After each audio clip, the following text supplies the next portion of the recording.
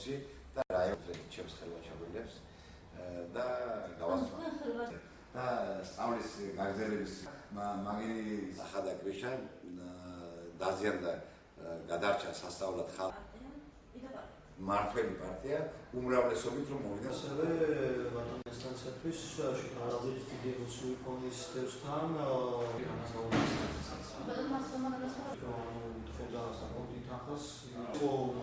სამი დღის წინ სტიქია დამაზარალა პირადად მეც მერის არასწორმა დაგეგმარებამ ჩემს სახს ახადა კრიშა დაზიანდა გადარჩა სასწავლად ხალხი და მერიამ 4 დღის განმავლობაში ხომ არაფერი ისეთი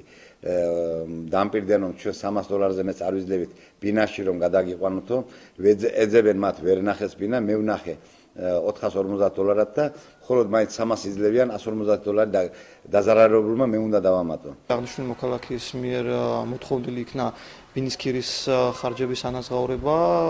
სამომავლოდ რაზედაც მერია მოახდენს ანაზღაურებას $300 ოდენობით აქვე უნდა აღინიშნოს რომ ბატონ ინსტანციის მიერ მოთხოვილი თანხა იყო საკმაოდ არაადეკვატური $100 აღემატებოდა აქედან გამომდინარე შევთანხმდით რაღაც გონივრულ თანხაზე დაახლოებით ეს არის $300 ექვივალენტი ლარებში